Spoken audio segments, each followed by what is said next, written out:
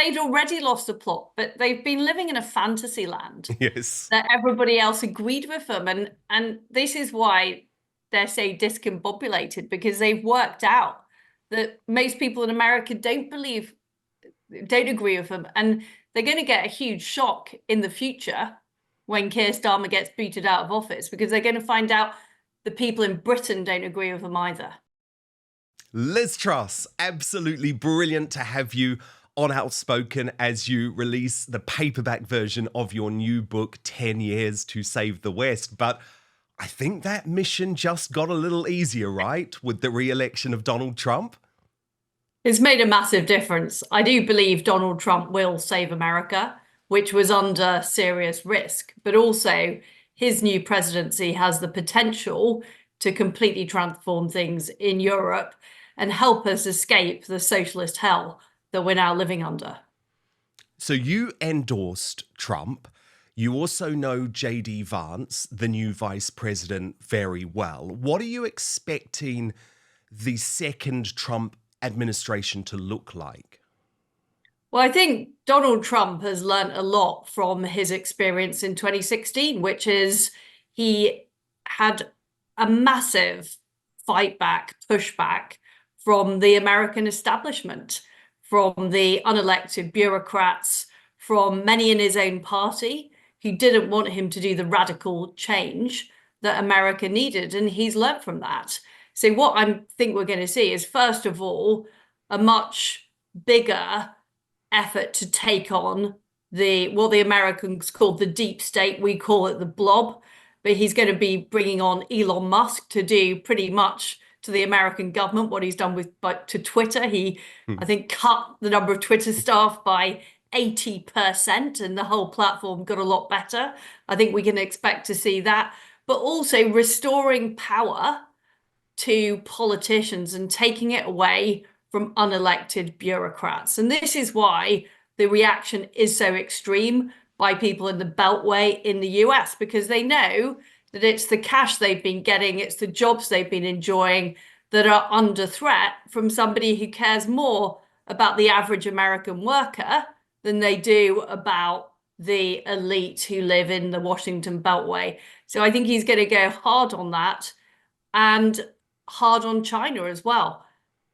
What has been happening in the West over the past 30 years is that we've been following these strictures on net zero whilst we've been busy outsourcing jobs to China. We've seen the Chinese economy grow, and we've seen them increase their military and defense base. And that is a huge threat to the West. And Trump is somebody who understands that and who is feared by our adversaries overseas. I mean, none of these people take Biden seriously. Look at what Putin did invading Ukraine. Look at what the Iranians have done to Israel. Look at the Chinese pushing to invade Taiwan and saber rattling.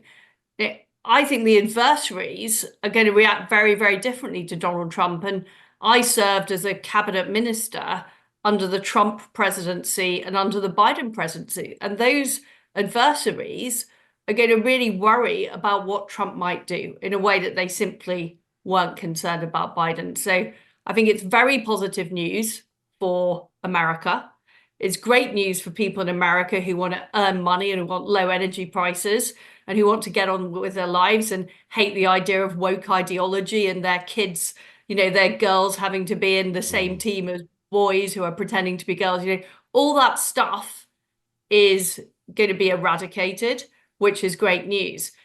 It's great news as well for conservatives in Europe, because we now have an example across the Atlantic of what good looks like. And the problem we've been having is some of the negative influence of the Biden administration, of the woke ideology, of the net zero push has been coming into Europe. And we're going to see the opposite. We're going to see what real conservatism looks like. So can I put it to you bluntly that real conservatism has to mean the end of net zero? Absolutely. And it has to mean the end of mass migration. It has to mean the end of wokery.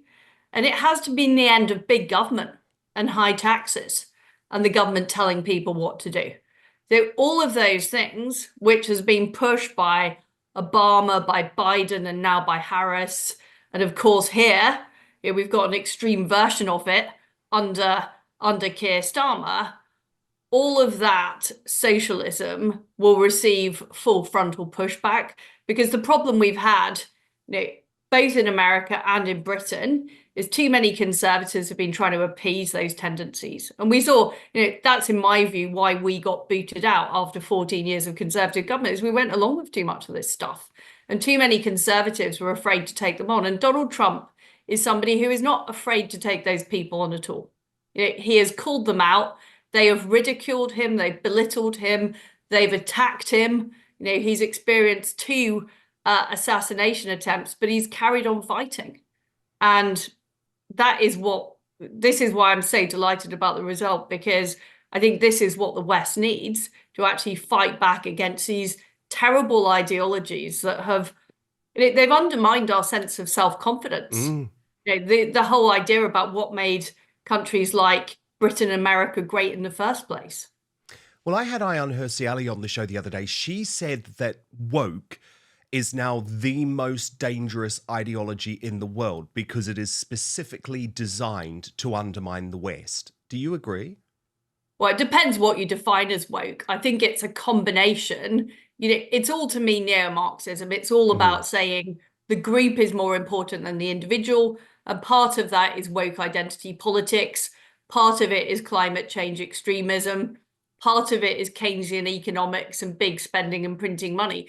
But it's all part of the same thing. It's all about taking power away from individuals and families, denying what the truth actually is about scientific facts, human biology, or our own history, and instead saying the government knows best, this group of elite people know best, and your role is simply to go along with what they're saying, and you can't even speak out against it. I think we're experiencing huge attacks as well on free speech. So if that's what you define woke as, yes, that is the problem.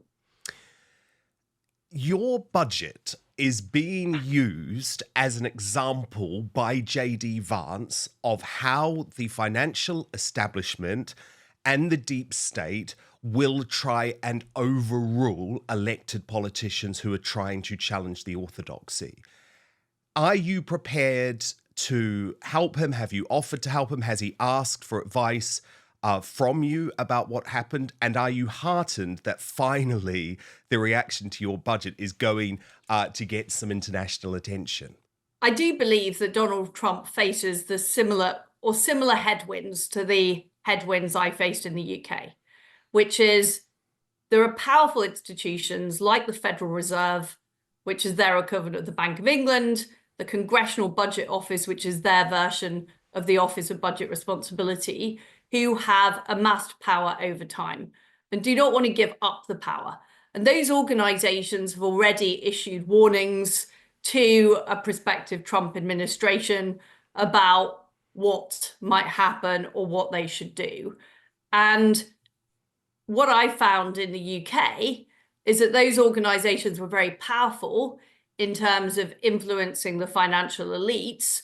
And they also acted in concert with people in the Conservative Party who didn't agree with my policies. Now, Trump is obviously in a very strong position, having achieved a huge mandate and essentially defeated the Never Trumpers in the Republican Party.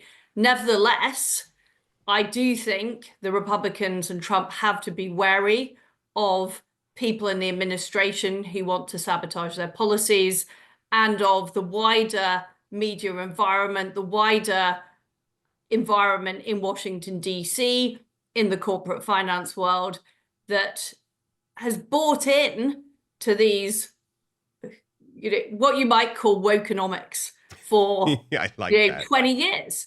And who are the proponents of this? People like Janet Yellen, Mark Carney. It's all the people that go to Davos. It's all the people involved in the World Economic Forum. They have made money off this. And that's what we've seen in the Labour government. There's a recycling of cash for net zero for their big donors. They benefit from big government. They benefit from having all this additional power. And they are not going to like what Trump is trying to do, which is essentially take power away from them, to give it to ordinary people and businesses across the United States. So yes, I talk a lot to people involved with the conservative movement in the US. I've made many public statements about it because I want them to be prepared. I mean, Trump himself knows how ingrained the establishment is, and what The lies they swamp, will tell. as he What calls lies it. they will tell. All through the campaign, they were saying lies about his recent comments about Liz Cheney, for example. Was completely misrepresented, and so he understands that. Or the Absolutely. factless, they kept saying, oh, Trump wants to shoot journalists. No. He made a joke. And did you notice how interesting it was that there was absolutely no discussion within the mainstream media about the fact that Trump actually was shot? The assassination attempt was virtually forgotten. No, it's completely bizarre. And at the same time, you have Kamala Harris saying Trump is the new Hitler. Yeah. And that does not receive the same level of opprobrium that these comments that Trump has allegedly made. So there are complete double standards.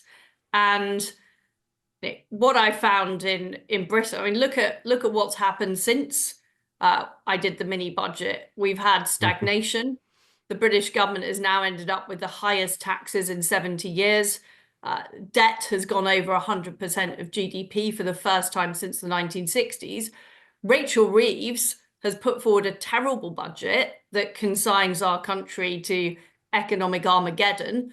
The bond markets actually went higher, or the price of gilts went higher than it did under the mini budget, and yet nobody in the establishment bats the eyelids, and the BBC say everything is calm. So what I think we have to understand as conservatives who actually want to change things is we're just going to have a much, much tougher time getting our message across. We need much better connections directly with electors in our country to be able to do that. Otherwise, too many people in our own movement are blown off course and just create a cacophony where it becomes impossible to do anything. So yes, those are the risks. Those are the risks Trump faces. And you would offer advice or support if he asked? 100%. And I have been a backer of him consistently. I think he is one of the few people who can actually cut through and get things done. We've got Javier Milei, who is doing a brilliant job in Argentina. But this is the type of leader we now need, because the bureaucracy is so entrenched. The establishment has become so powerful. There's a real danger, and this is what my book 10 Years to Save the West is all about. There's a real danger the West falls if we do not take them on. But I know from my own experience how tough it is, how hard it is, how they try and isolate supporters, how they try and cancel people, how they make it unacceptable. And we're going to see all those things. And one of the points I make to my American conservative friends is, yes, it's a tough battle winning the election, but it's even tougher putting the policies in place in the face of an establishment and a bureaucracy that don't want them to happen. Every day, subtle changes occur in our bodies, often going unnoticed. It's called inflammagene, a chronic low-grade inflammation that deteriorates our health as we get older. It's more than just a sign of aging. It's a key contributor to health issues like cardiovascular diseases, dementia, and depression. It continuously weakens the body's resilience, turning minor infections severe and impacting mental health and cognitive function. Inflammagene significantly diminishes both quality of life and independence. Proper diet, exercise, and sleep, it can only get you so far. So I've started taking Clean Bean by Verso. It contains ingredients targeted to fight off and help prevent inflammagene. Research shows that these ingredients clean out damaged cells in the body that affect healthy cells, reduce inflammation, protect against oxidative stress, and improve conditions like cardiovascular diseases and neurological disorders. After taking Clean Bean for some time, I've noticed less joint pain, increased energy, better mood, clearer skin. I can think better. I don't get sick as often. All benefits of reducing inflammation. Plus, Verso ensures transparency and quality by publishing third-party testing results for each batch they produce. So just click the link in the description in YouTube or Rumble, or head on over to www.buy.ver.so. Today, you can use the coupon code at checkout. Just type in Outspoken and you'll save 15% off your first order. So to repeat, that's buy.ver.so/outspoken. Use the coupon code Outspoken. Do you think, though, maybe the Conservative Party in the UK isn't going to be the vehicle for conservatism? I mean, it depresses me to say that, Liz. You know I supported you, I supported Boris Johnson. But if you look at the big beasts in your party before the election, William Hague spreading what can only be described as leftist propaganda about Donald Trump being a danger, Michael Gove, the new editor of The Spectator magazine, The Spectator, endorsing Kamala Harris. I mean, it's astonishing that people who claim to be conservatives can endorse the most far left American presidential candidate that we've ever seen, who advocates everything from transgender ideology to open net borders, zero, cancelling pipelines, stopping fracking, all, identity politics to an extreme level. The Black Lives Matter movement, all of those things are endorsed by Kamala Harris. And it shows to me that those people have either just completely lost their way, or they don't understand what we're up against. We are up against the potential end of Western civilization if we don't fight back against this ideology. And I don't know if these so-called conservatives have taken these steps because they want to be in with the establishment or because it's financially beneficial. I don't know why they've advocated this course of action, but it's against the deep interests of our country. It really is. It really, really is. Now, look, Liz, though, you have to have a bit of fun when there's a genuine victory like this. And I have to show you perhaps the most astonishing piece of breaking news about the complete mainstream media breakdown, meltdown in the wake of the Trump election. So look at this. It's from our friends at Guido Fawkes. The Guardian have today offered free counselling to their staff members after the Trump win. And this is actually the editor of The Guardian, Catherine Viner, with an email address saying that UK staff can use 24/7 online GP mental health support. I mean, they've lost the plot, haven't they, Liz? They'd already lost the plot, but they've been living in a fantasy land. Yes. That everybody else agreed with them. And this is why they're so discombobulated, because they've worked out that most people in America don't agree with them. And they're going to get a huge shock in the future when Keir Starmer gets booted out of office, because they're going to find out the people in Britain don't agree with them either. And that is going to come. I think to some extent they can say America's over there, they're a bit strange, they do things differently. But this is what people in Britain are thinking as well. And it's why at the last election, the main political parties got the lowest share of the vote for years and years and years, because people are completely fed up with this stuff. Indeed. The problem is they didn't really have a clear choice about what to do to oppose it. And don't we have to oppose the mainstream media now? I just want to show you a couple of examples, Liz. Well, that's why I'm on your show, Dan. Yes, good. I'm not good. on the BBC. Good. Well, look, this was Sky News, right? Well, Sly News, I call it, Liz. The day after the election, where a guest actually admitted on air that they were mourning in the studio. It's. I think again, it's important. There's been a lot of negative commentary here, and I'm sorry to, this sort of slight atmosphere of mourning in this studio, and I, apologise for sort of puncturing it. But of course, there are question marks about Trump, and they're legitimate question marks. I think it's fair. You talk about guardrails, and his behaviour has been extremely reprehensible. But I think it's also worth trying to understand why this has happened. And then we had the absolute spectacle of Emily Maitlis and Christian Guru Murthy just absolutely grieving.